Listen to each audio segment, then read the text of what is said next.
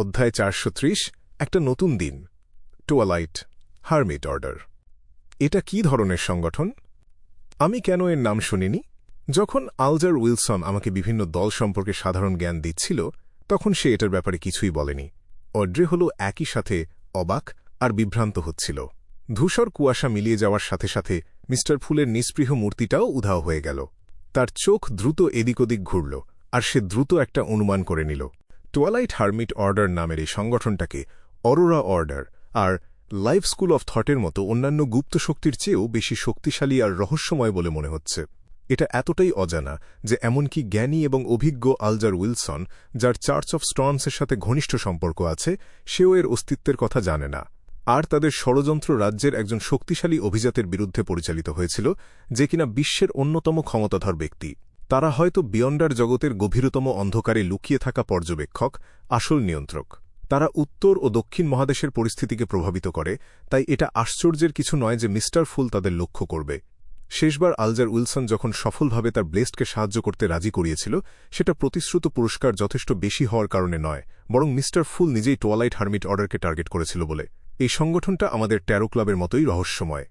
Audrey হল কোনো এক অবর্ণনীয় কারণে একটু উত্তেজিত হয়ে পড়ল, আর ডিউক নেগানের গুপ্তহত্যার প্রভাবটা তার ওপর কিছুটা কমে গেল। নিশ্চয়ই এমন বেশি বিয়ন্ডার নেই যারা টুয়ালাইট হারমিট অর্ডারের অস্তিত্বের কথা জানে, আর আমি তাদের একজন, এবং আমরা ট্যারো ক্লাব তাদের টার্গেট করছি। অড্রে উঠে দাঁড়াল আর সামনের ফুল বডি আয়নার দিকে হেঁটে গেল। সে তার চিবুকটা একটু উঁচু করল, একটা অস্বাভাবিক সুন্দর অ্যাঙ্গেল দেখাল। আয়নায় নিজের দিকে তাকিয়ে অড্রে ধীরে ধীরে শান্ত হল। এই প্রথম তার মনে হল যে তার সিকোয়েন্স দ্রুত বাড়ানোটা কতটা জরুরি। এমনকি ডিউক নেগান, প্রচণ্ড সুরক্ষার মধ্যে থাকা একজন বিয়ন্ডারও গুপ্তহত্যার শিকার হতে পারে, সেখানে বাবা তো কেবল একজন সাধারণ মানুষ। যদিও পারিবারিক ভল্টের অবস্থা বিবেচনা করলে পরিবারে নিশ্চয়ই অনেক বিয়ন্ডার আছে, আর অ্যাভারনাইট গডেসের চার্চও অতিরিক্ত সুরক্ষা দেবে। তবে এটা আমার মনকে শান্ত করতে পারছে না। ডিউক নেগানের রক্ষীরা আমাদের রক্ষীদের চেয়ে কোনো অংশে দুর্বল নয়। শুভকামনা অড্রে, যত তাড়াতাড়ি সম্ভব সিকোয়েন্স 7-এ পৌঁছাও, তারপর সিকোয়েন্স 6, আর তারপর অন্ধকারে লুকিয়ে পড়ো। আমিই হব আমার বাবা, মা আর ভাইদের সুরক্ষার শেষ লাইন। রোরস্টেড দ্বীপপুঞ্জের রাজধানী, city of generosity. Blue Avenger আবারও পাশ দিয়ে যাচ্ছিল, বন্দরে নোঙর করেছিল, নাবিকদের একটু আনন্দ করার আর নিজেদের মন হালকা করার সুযোগ দিচ্ছিল। আলজার উইলসন ঝড়ের নকশা করা একটা আলখাল্লা পরে নিল আর দ্বীপপুঞ্জের সবচেয়ে বড় ক্যাথেড্রাল অফ ওয়েবসে গেল। এটার শৈলী ছিল ক্লাসিক্যাল, আর এতে বেশিরভাগ পাথরের স্তম্ভ আর খিলানযুক্ত কাঠামো ব্যবহার করা হয়েছিল। এর একটা উঁচু গম্বুজ আর দুটো ঘড়ির টাওয়ার ছিল। উপনিবেশের শুরুর দিকে পথিকৃতদের প্রায়ই একটা ক্যাথেড্রাল তৈরি করার সময় থাকত না, যার কারণে তাদের জন্য খুব গুরুতর পরিণতি নেমে আসত। উপজাতি, জঙ্গল আর প্রাচীন দালানকোঠা দিয়ে ঘেরা অবস্থায় তারা অঞ্চলটি জয় করার পরেও প্রায়ই কোনো কারণ ছাড়াই রহস্যজনকভাবে বিপুল সংখ্যায় মারা যেত। এই পরিস্থিতি, যা একটা বড় আতঙ্কের সৃষ্টি করেছিল, তা ধীরে ধীরে বিভিন্ন চার্চের ক্যাথেড্রালগুলো তৈরি হওয়ার পর কমতে শুরু করে। তারপর থেকে এমন ঘটনা কেবল মাঝে মাঝে ঘটত। ক্যাথেড্রালের সামনে দাঁড়িয়ে আলজারের ভেতরে ঢোকার কোনো তাড়া ছিল না, বরং সে সরু জানালা দিয়ে ভেতরের অন্ধকার আর রহস্যময় পরিবেশ এবং উষ্ণ মোমবাতির আলোর দিকে তাকিয়ে রইল, যা কাজের জায়গাটাকে আলোকিত করে রেখেছিল। কয়েক সেকেন্ড পর সে বিশাল প্রার্থনা কক্ষে প্রবেশ করল, ডান হাতের মুঠো শক্ত করে তার বাম বুকে আঘাত করল। সে তার মুখোমুখি থাকা ক্যাথেড্রাল অফ ওয়েবসের বিশপের দিকে ঘুরে বলল, ঝড় তোমার সহায় হোক, ঝড় তোমার সহায় হোক। বিশপও একইভাবে উত্তর দিল। আলজারের কথা বলার জন্য অপেক্ষা না করেই ক্যাথেড্রাল অফ ওয়েবসের বিশপ একটা টেলিগ্রাম বের করল। তুমি ঠিক সময়েই এসেছ। কাউন্সিল অফ কার্ডিনালস নির্দেশ জারি করেছে। প্রার্থনা করার আগে এটা পড়ে নাও। কি নির্দেশ? আলজার হাত বাড়িয়ে সেটা নিতে নিতে খুব সাধারণভাবেই জিজ্ঞেস করল। বিশপের অভিব্যক্তি গম্ভীর হয়ে গেল। সে বলল, ডিউক নেগানকে হত্যা করা হয়েছে। কাউন্সিল অফ কার্ডিনালস সব ম্যান্ডেটেড পানিশার্স আর যাজকদের হিরো ব্যান্ডিট কালো সম্রাট সম্পর্কিত যে কোনো বিষয়, সেই সাথে ট্যারো আচারের সাথে সম্পর্কিত সব বিষয়ে নজর রাখতে নির্দেশ দিয়েছে। হিরো ব্যান্ডিট কালো সম্রাট। আলজার খুব নিখুঁতভাবে তার বিস্ময় প্রকাশ করল। সে আগে থেকেই জানত যে কালো সম্রাট হল মিস্টার ফুলের ব্লেসড। বিশপ গম্ভীরভাবে মাথা নেড়ে বলল, ডিউক নেগানের খুনি একজন সিকোয়েন্স 5-এর ডেভিল, কিন্তু পালানোর সময় হিরো ব্যান্ডিট কালো সম্রাটের হাতে সে মারা গেছে। এটা ভাইস অ্যাডমিরাল চিলাঙ্গোসের মতোই একটা পরিণতি, যে ডিউককে হত্যা করতে ব্যর্থ হয়েছিল। শুধু বাহ্যিক পরিস্থিতি এক নয়, মূল বিষয়গুলো এক। মিস্টার ফুলের ব্লেসডি চিলাঙ্গোসকে মেরেছিল, যে কিনা আরেকজন ব্লেজড। মিস্টার ফুলে কি সত্যি সত্যি ডিউক নেগানের মৃত্যু চেয়েছিল? না, যদি আসলেই তা হতো তবে সে গতবার চিলাঙ্গোসকে মিস জাস্টিস থেকে সাবধান থাকতে সতর্ক করে দিত, যাতে ঘটনাস্থলে তার পরিচয় ফাঁস না হয়ে যায়। মিস্টার ফুল কি গুপ্ত হত্যার পেছনের সত্য আর আসল খুনির দিকে মনোযোগ দিচ্ছে? কে হতে পারে বা কোন সংগঠন মিস্টার ফুলের কাছ থেকে এত মনোযোগ পাবে? আলজার সাথে সাথে অনেক কিছু চিন্তা করে নিল আর একটা প্রাথমিক সিদ্ধান্ত নিয়ে ফেলল। সে টেলিগ্রামের দিকে তাকালো আর দেখল যে চার্চ ডিউক নেগানের গুপ্ত হত্যার জন্য একটা বিশেষ তদন্ত দল গঠন করেছে। প্রতিটা সদস্যই ছিল ম্যান্ডেটেড পানিশার এলিটের সদস্য। আমার কি যোগদান করার জন্য আবেদন করা উচিত, যাতে যে কোনো সময় তাদের পদক্ষেপগুলো সম্পর্কে ধারণা পাওয়া যায়? আলজার এক মুহূর্তের জন্য ইতস্তত করল।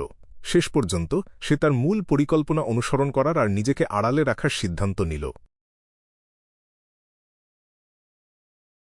একটা একেবারে নতুন দিনে ক্লাইন মোরেত্তি ততক্ষণ পর্যন্ত ঘুমাল যতক্ষণ না তার নিজের থেকেই ঘুম ভাঙল।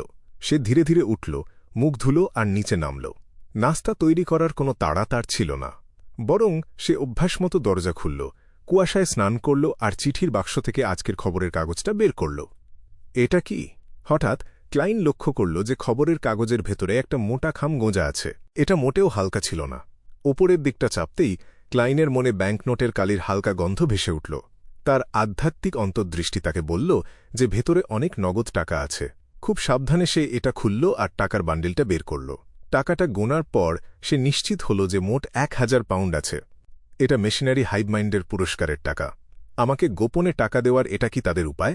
তারা কিভাবে এতটা নিশ্চিত হতে পারে যে এটা ঠিক আছে? আমার মেইলবক্সে ঠিক এভাবেই রেখে দেওয়া। যদি এটা চুরি হয়ে যায় তাহলে কি হবে? আনন্দিত ক্লাইন অভিযোগ না করে পারল না। এই টাকা দিয়ে আর মেশিনারি হাইভ মাইন্ড গোপনে তাকে রক্ষা না করলেও সে ভ্যাম্পায়ার এমলিন হোয়াইটের কাছে গিয়ে আগের লেনদেনটা সম্পন্ন করতে পারবে। নাস্তার পর ক্লাইন সাথে সাথে তার কোট আর টুপি পরে নিল, তার ছড়িটা ধরল, খবরের কাগজটা বগলে গুঁজে বাইরে বেরিয়ে পড়ল। ঘোড়ার গাড়ির স্টপেজে যাওয়ার পথে সে তার বাড়িওয়ালি মিসেস স্টেলিন সামারকে দেখল।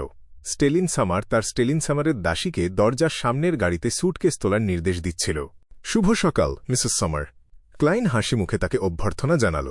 স্টেলিন বিনয়ের সাথে হাসল আর অভ্যর্থনার জবাব দিল। মনে হচ্ছে সে মানসিকভাবে সুস্থ হয়ে উঠেছে। কে জানে তার কি হয়েছিল। ক্লাইন কৌতূহলের সাথে জিজ্ঞেস করল, আপনি কোথায় যাচ্ছেন? প্রায় নতুন বছর চলে এসেছে। মেরি লুককে আগে থেকেই কিছুটা ছুটি দিয়েছে। আমরা নতুন বছর উদযাপন করতে দেশি বেতে যাচ্ছি, স্টেলিন স্বতঃস্ফূর্তভাবেই বলল। আমরা সেখানকার বেশ কয়েকটা শহরে গিয়েছি, যার মধ্যে বিখ্যাত উপকূলীয় শহরগুলোও আছে। এবার আমরা ফেইনাপোটারে যাওয়ার প্রস্তুতি নিচ্ছি। আমি শুনেছি যে সেভিল সিটির প্রাকৃতিক দৃশ্য বেশ ভালো। ক্লাইন মজা করে উত্তর দিল, কি ঈর্ষণীয়। আপনার খবর কি, ডিটেকটিভ মোরেত্তি? আপনি নতুন বছর কোথায় কাটানোর পরিকল্পনা করছেন? স্টেলিন হাসিমুখে জিজ্ঞেস করল। আমি হয়তো এখানেই থাকব। ওহ ঠিক, স্টুয়ার্ট আগে যে দেওয়ালটাতে গুলি করে গর্ত করেছিল সেটা মেরামত করার জন্য আমাকে কিছু যন্ত্রপাতি জোগাড় করতে হবে। ক্লাইন মুচকি হেসে বলল, মিডসিয়ারেই ফিরে যাব, যেখানে শীতের গন্ধটা একটু অন্যরকম। স্টেলিনের মুখের হাসিটা আরও স্পষ্ট হয়ে উঠল। আমি আশা করি ভবিষ্যতে কোনো নববর্ষের প্রাক্কালে দেশি বেতে আপনার সাথে দেখা হবে। ব্রিজের দক্ষিণে রোড স্ট্রিট, হারভেস্ট চার্চ। কালো টুইড কোট পরা গোয়েন্দা শার্লক মোরেত্তিকে দেখে এমলিন হোয়াইট হাসল। সে মনোযোগ দিয়ে মোমবাতি স্ট্যান্ড মুছছিল। সে তার চুল আঁচড়াল, মাথা উঁচু করে হেঁটে এলো আর নিচু গলায় বলল, জেসন বেরিয়া সম্পর্কে তথ্য আছে। একজন স্যাঙ্গুইন তাকে চেনে। আমার কাছেও তার তথ্য আছে। ক্লাইন হাসিমুখে খবরের কাগজটা এগিয়ে দিল। শিরোনামে লেখা ছিল, গতকাল হিজ গ্রেস ডিউক অফ নেগানকে হত্যা করা হয়েছে, জমিনে ধ্বংসলীলা চালানো এক সত্যিকারের শয়তান। শিরোনামের নিচে গতকালের গুপ্ত হত্যার একটা বিস্তারিত বর্ণনা ছিল। আর সেখানে প্রকাশ করা হয়েছিল যে খুনি প্যাট্রিক জেসন বেরিয়া নামের একজন ব্যাংকার ছিল, যাকে ঘটনাস্থলেই হত্যা করা হয়েছে। আর সন্ত্রাসী সংগঠন অরোরা অর্ডারের দায় স্বীকার করেছে। এর আগে যখন ক্লাইন খবরটা দেখেছিল তখন সে নাস্তা করছিল আর তার মুখের দুধ প্রায় উগলে দিয়েছিল। প্রথমে সে কল্পনা করেছিল যে অরোরা অর্ডারের মিস্টার এর বোধহয় মাথা খারাপ হয়ে গেছে যে সে এই ঘটনার দায় নিচ্ছে। তবে সাবধানে চিন্তা করার পর তার মনে হল যে এটা সম্ভবত অফিসিয়ালদের ব্যবহার করা একটা কভার। যদি টোয়ালাইট হার্মিট অর্ডার সত্যিই সেই প্রাচীন সংগঠন হয় যেটাতে সম্রাট রোজেল গুস্তাভ যোগ দিয়েছিল, তাহলে তারা অরোরা অর্ডারের প্রতি চরম বৈরী হবে। সর্বোপরি তারা ট্রু ক্রিয়েটরকে ঘৃণা করে। এই চিন্তা হঠাৎ ক্লাইনের মনে ভেসে উঠল। এমলিন অবিশ্বাসের সাথে জিজ্ঞেস করার আগে বারবার খবরের কাগজটার দিকে শূন্য দৃষ্টিতে তাকাল। এর মানে কি আমি যে তথ্য পেয়েছি তা অকেজো? তাত্ত্বিকভাবে। ক্লাইন ভ্যাম্পায়ার ভদ্রলোকের দিকে সহানুভূতিশীল দৃষ্টিতে তাকাল। তবে অফিসিয়াল সংগঠনগুলো এখনও জেসন বেরিয়ার পেছনের মাস্টারমাইন্ডদের নিয়ে তদন্ত করছে। যদি তোমার তথ্য সঠিক দিকে নির্দেশ করে তবে এর মূল্য থাকা উচিত। ক্লাইন নিজে স্পষ্টতই আর এই বিষয়ে জড়াতে চাইছিল না। না, সে কেবল জেসন বেরিয়া আর তার কিছু শখ সম্পর্কে জানত। এমলিন দীর্ঘশ্বাস ফেলল। তার প্রতিক্রিয়া দেখে ক্লাইন মজা করে জিজ্ঞেস করল, তুমি কি সাধারণত খবরের কাগজ পড়ো না? তুমি কিভাবে এত গুরুত্বপূর্ণ একটা বিষয় কেবল এখনই জানতে পারলে? এমলিন তাকে একটা অদ্ভুত দৃষ্টিতে দেখল। আমি খবরের কাগজ কেন পড়ব? আমি খুব ব্যস্ত।